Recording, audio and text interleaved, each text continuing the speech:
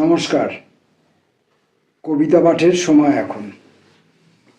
আমরা কবিতা পাঠে ছিলাম, আমরা কবিতা পাঠে আছি এবং আমরা কবিতা পাঠে থাকব। কবিতা পাঠের এই পর্বে আজকে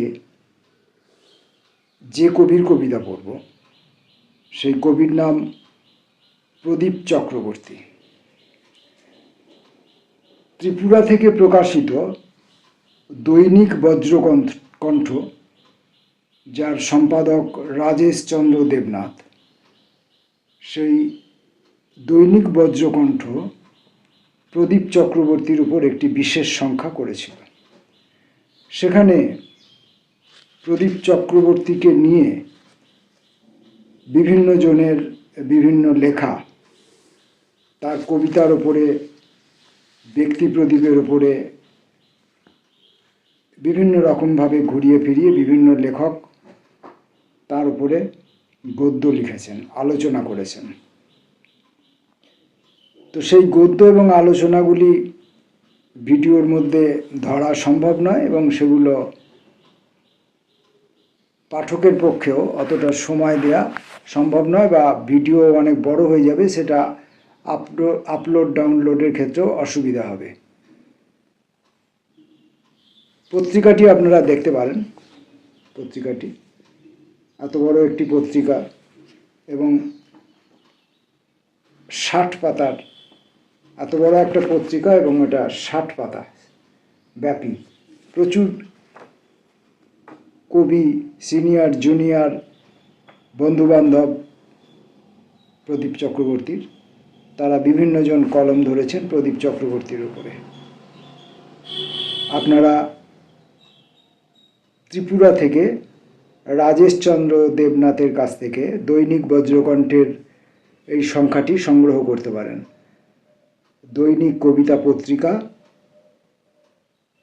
বর্ষ 8, 30 আগস্ট 2025, সংখ্যা 2150।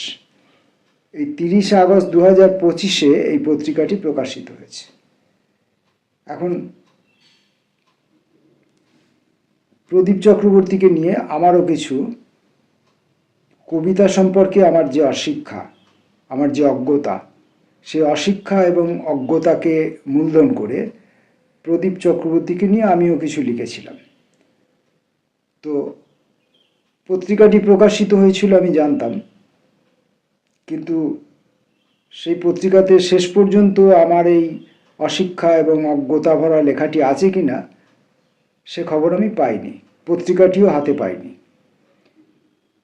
এই পত্রিকার সম্পাদক রাজেশের সঙ্গে আমার নিয়মিত যোগাযোগ আছে, কিন্তু তাকেও আমি এটা জিজ্ঞাসা করিনি যে ওই সংখ্যাটি কী হলো। কাউকে বিব্রত করতে আমি চাই না। আবার এই যে কবি বন্ধু প্রদীপ, এর উপর আমি লিখলাম, একেও আমি জিজ্ঞেস করে উঠতে সাহস পাইনি, কারণ ইনি বাংলায় বিবিধ স্থানে খ্যাত অখ্যাত বহু লোকের কাছে, বড় নামি দামি সব কবিদের কাছে ইনি প্রশংসিত। তাই এর উপর আমি লিখেছি, এটাই একটা দুঃসাহসিক ব্যাপার। তো সেটা সম্পর্কে তাকে আর জিজ্ঞাসা করার আমার সাহসে কুলায়নি যে আমার লেখাটি ওই সংখ্যার মধ্যে আছে কিনা। পত্রিকাটিও আমার কাছে এসে পৌঁছায়নি। বুঝতেই পারছেন, আগস্ট 2025-এ এটা প্রকাশিত হয়েছে, আর আমি 2026-এর মার্চ মাসে এই কথাগুলি বলছি। গতকাল আমাদের বন্ধু কবি স্নেহাশিস মুখোপাধ্যায়ের হাত দিয়ে ভায়া জয়ন্ত দত্ত এই পত্রিকাটি আমার হাতে এসে পৌঁছায়। সম্পাদক এবং কবি, এই সংখ্যার বিশিষ্ট কবি এবং সম্পাদক, দুজনের কেউই আমাকে এই বিষয়ে কোনোভাবে কোনো ইনফরমেশন দেননি। তো যাই হোক, আমি ধরেই নিয়েছিলাম যে আমার লেখাটি বাতিল হয়েছে। তো পত্রিকাটি হাতে কালকে পেয়েছি, পেয়ে আমি একটু আশ্বস্ত হলাম যে না, অন্তত বাতিল হয়নি। প্রদীপ চক্রবর্তী সম্পর্কে আমি যা ভেবেছি সেটা ভুল বা ঠিক যাই হোক, মানুষের কাছে গিয়ে, কবিদের কাছে গিয়ে পৌঁছাবে। তারপর তারা যা ভাবেন ভাববেন। এখন যাই হোক, এসব অবাঞ্ছিত কথা বাদ দিয়ে আমরা এই পত্রিকার শেষেই প্রদীপেরই কিছু কবিতা এখানে রাখা আছে। আমাদের কবিতা পাঠের সময় এটি, তা আমরা প্রদীপের কিছু কবিতা পড়ব। প্রথম কবিতার নাম ছয় লাভ।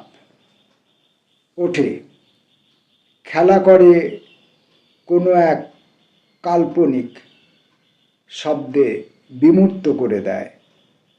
পথ চলতি ছায়ার মধ্যে এক দেবী চক্ষু, পাথর জলে ডোবানো কীট পতঙ্গের শব্দ কামড়ে ধরেছে পাথরের সীমা।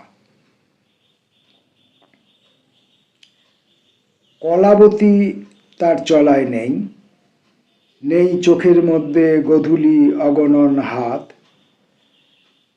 ক্ষত ও তরল নেই মঞ্জরি পরিষেবায়, স্বপ্নে অবিকল ক্লোরোফিল ওপিয়ম।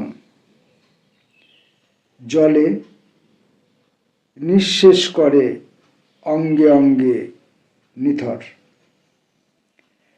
সেখানে হয়তো নকশি তুলছে, তিরতির করছে কাঁথার ঘ্রাণ। এমনই সর্বহারা ছাপা ও বাঁধাই, এমনই নিপাট রূপতায় বুনে চলেছে নীলিমা। নীলিমার ফ্রক চাই, চাই মৃগেলের মাছ, পুলিনের ঘরে নীল মুন্নি। পরের কবিতার নাম রামপ্রসাদী। জানো না কাজ বেড়া বাঁধার, হৃদি রত্নাকরের ভূক্ষেপে যাকে খুঁজছ, সেই স্বজন সংক্রমিত প্রথম বাল্মীকি। শহরতলির অন্ধ বনমালী শরীরের শতচ্ছিদ্র ভেঙে অন্তঃপুরে গড়ছে মহুয়া আসব। এ নেশা আলো ছায়াবাসী, ছত্রাকে লবণে লাভায় খুলি জল বেয়ে পড়ে যায়। স্বাস্থ্য শিকারীরা মাংস ভালোবাসে, কচিত মানুষের। আলেয়া বুদবুদ চলকে পড়ার রঙে শুকোতে শুকোতে বিজ্ঞাপনে উবে গেল। ওই বন্য সরোবর অলিক জোনাকি কুয়াশায় সেজেছে উৎসব প্রাঙ্গণ। বেলা অবেলার মধ্যবর্তী, কে যে বাড়ি কে যে গাছ, বায়বীয় খড়ের বালিশে মাথা রেখে ঘুমোয় বিরহকালীন ছায়াপথের পাগল। ছুটন্ত ব্রাহ্মের সুসমাচার, প্রভূত পশরা, তুমি আনত মস্তক তীরন্দাজ, আমি খসে পড়া পাখি।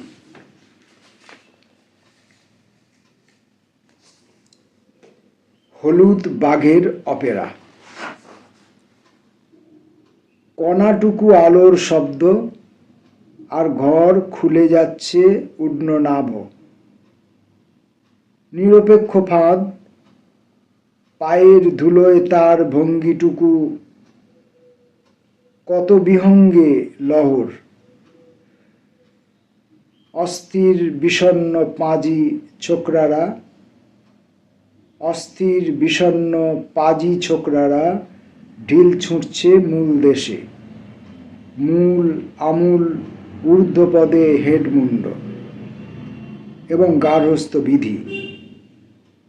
বুকের আরশিতে পানপাত্র, উদরের রতি। আজ বড় কোমল নৈকস্য ঢেলে মজিয়েছ লুলু। পতন বিন্দুতে ঘোড়ার হর্স পাওয়ার। লিঙ্গমূলে ঘন হয়ে উঠছে কত বুদ্ধিজীবী আলো। পতন বিন্দুতে ঘোড়ার হর্স পাওয়ার, লিঙ্গমূলে ঘন হয়ে উঠছে কত বুদ্ধিজীবী আলো। বিজনের সবুজ রক্ত, খনিজ দুধ, আমিষের হৈয়াহ, তুচ্ছ দলমণ্ডল, আলোর সেলাই।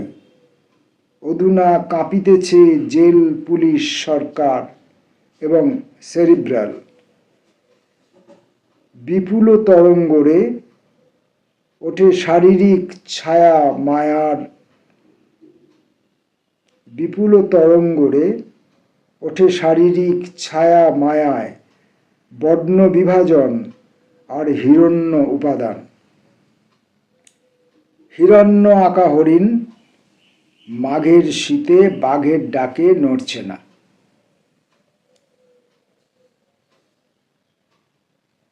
কবিতা পড়ছি আমরা। কবির নাম প্রদীপ চক্রবর্তী। অন্তর্জলি। একটা আলাদা রকম গন্ধ আছে ফুলের। সমস্ত শব্দের গায়ে গায়ে গন্ধের সমবেত অন্তর্জলি। দারুণ সব জলসূত্র, দারুণ সব জলসত্র, পুলক হেতু নিমিলিত সকালে শব্দ করে ঢালে গরম দুধের চা, গরম জলে গলায় খাঁকারি দিয়ে ঢালে। মন্বন্তর নয়, ডিহির অধিকার নিয়ে মজদুর বর্গ ঘন বন, নদী আর গোঠের অবসাদ কানাই, বাঁশির ঘূর্ণি লু, ডাল, তেল, নুন, মোমবাতি কিনে গানের ছানাপোনা নিয়ে ঘুমিয়ে পড়ে নীহারিকা ছবির মানুষ। দুগ্ধ ফেননিভ শরীর খুলে ফেলছে। আংড়া হলে প্রকট পেশির নিচে লুকিয়ে কত পরগাছা, রাতের রং, সীমান্তবর্তী এক বনপথ, দু পাখির প্রণীত। মন্বন্তর নয়, ডিহির অধিকার নিয়ে মজদুর বর্গ ঘন বন, নদী আর গোঠের অবসাদ কানাই, বাঁশির ঘূর্ণি লু, ডাল, তেল, নুন, মোমবাতি কিনে গানের ছানাপোনা নিয়ে ঘুমিয়ে পড়ে নীহারিকা ছবির মানুষ। দুগ্ধ ফেননিভ শরীর খুলে ফেলছে।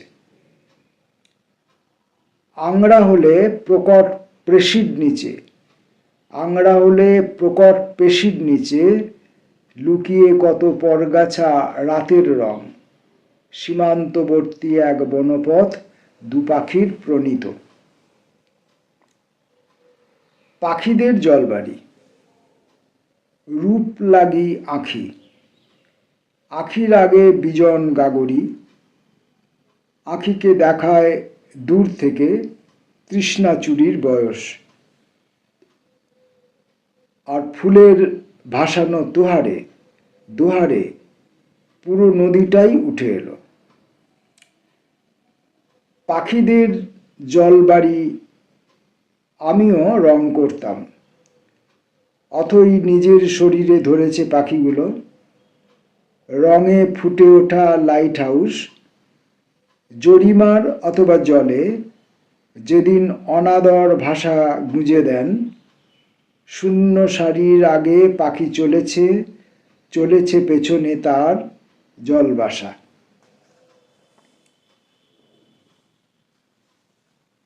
বজ্রকণ্ঠ পত্রিকার প্রদীপ চক্রবর্তী সংখ্যা থেকে প্রদীপ চক্রবর্তীর একগুচ্ছ কবিতার এখনকার মতো শেষ কবিতাটি দেবনাগরী। এই ক্ষিতি অংশে তুমি পাখি বীজ লুকিয়ে রেখেছ। এখন আস্তে আস্তে উপেক্ষিত শব্দ, কাঙাল ও কাতর ধ্বনি ঝরা শাবকের মুখে। আমাদের ছোট পাতার শহর, এক মুঠোতে ধোঁয়া ফুরিয়ে আসছে। শীতের কাঠকুটো বনভোজনের ধোঁয়া, বিকেল ফুরিয়ে আসা পানের দোকানে সরল বিশ্বাসী গন্ধ। আমি কি শুকনো চোখ ভিজিয়ে নিয়ে দেখতে পারি? আদিগন্ত পাখি ডানা খুলবে, মুছবে, আবার পড়বে, ক্ষীণ হবে, ম্লান হবে, সুগন্ধি ছড়ানো হবে।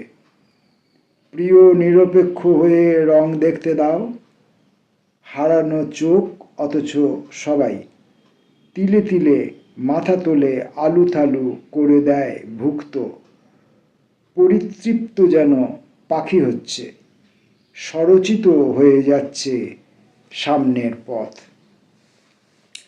প্রদীপ চক্রবর্তীর কবিতা পড়তে গেলে কিছু সুবিধে এবং কিছু অসুবিধা হয়। যেমন আমি যখন অন্যান্যদের কবিতা পড়ি তখন অন্যান্যদের কবিতার মধ্যে যে বাক্য গঠনের যে স্বাভাবিক প্রবণতা, স্বাভাবিক ক্রিয়াশীলতা, যেভাবে মানুষ কথা বলে, সেটাকে একটু এধার ওধার করে আলপনার মতো করে ঘুরিয়ে বেঁকিয়ে যে যতটা সুন্দরভাবে বলতে পারেন তার কবিতা কাব্য ভাষায় ততটা উন্নীত হয় এবং সেটা যে কোনো পাঠকের ক্ষেত্রে মোটামুটি একটা স্বস্তিদায়ক হয়। সেই কবিতা পড়তে গিয়ে কবিতার ভেতরের বক্তব্যের অন্তর্নিহিত আরও যে বক্তব্য সেটার খোঁজ না পেলেও কবিতা পড়তে গিয়ে পাঠক হতচকিত হন না। এখন আমি কিন্তু হই। আমার হওয়ার কারণ হচ্ছে যে আমার জিভের জড়তা আছে, আমার কিছু ট্যামারিং আছে, আর ইদানিং বয়োবৃদ্ধিতে দৃষ্টির খানিকটা সব রকমের অসামর্থ্যের মতো দৃষ্টিরও খানিকটা অসামর্থ্য বেড়েছে। কল্পনার কিছুটা ক্রিয়াশীলতা কমে গেছে, সব কমার দিকে, বুঝতে পেরেছেন, আর নেগেটিভ জিনিসগুলো বাড়ার দিকে। তো এখন এই প্রদীপ চক্রবর্তীর কবিতা পড়তে গেলে যেটা দরকার সেটা হচ্ছে যে আমি কবিতা পড়ার সময় একটি শব্দের পর পরবর্তী শব্দটি যে কোনো রকমের একটি অপ্রত্যাশিত শব্দ হতে পারে, এই মানসিক প্রস্তুতিটা পাঠককে রাখতে হবে।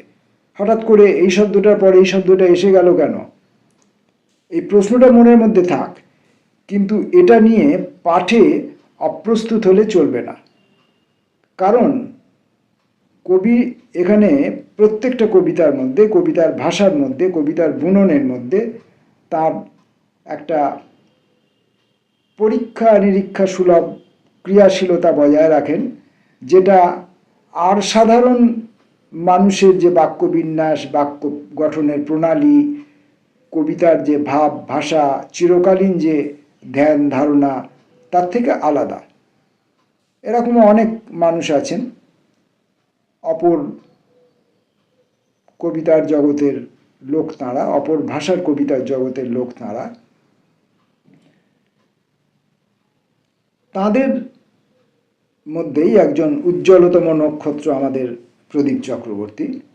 তো প্রদীপ চক্রবর্তীর কবিতায় নিয়ে আমি কিছু ব্যাখ্যা করার থেকে আমি কবি রঞ্জিত সিংহের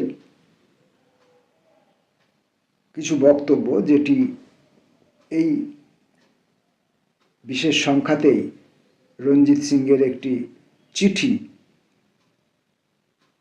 প্রদীপের কবিতা সম্পর্কিত বিষয়ের উপর লেখা, তার অংশ বিশেষ আমি পড়ছি। সুফি রং পড়তে পড়তে ঝড়ের দাপটে গাছ যেমন আন্দোলিত হয়, অনেকটা তেমনই আন্দোলিত বা আলোড়িত হতে হতে হঠাৎ এজরা পাউন্ডের কবিতা পড়ে ইয়েটসের প্রাথমিক প্রতিক্রিয়ার কথা মনে পড়ল।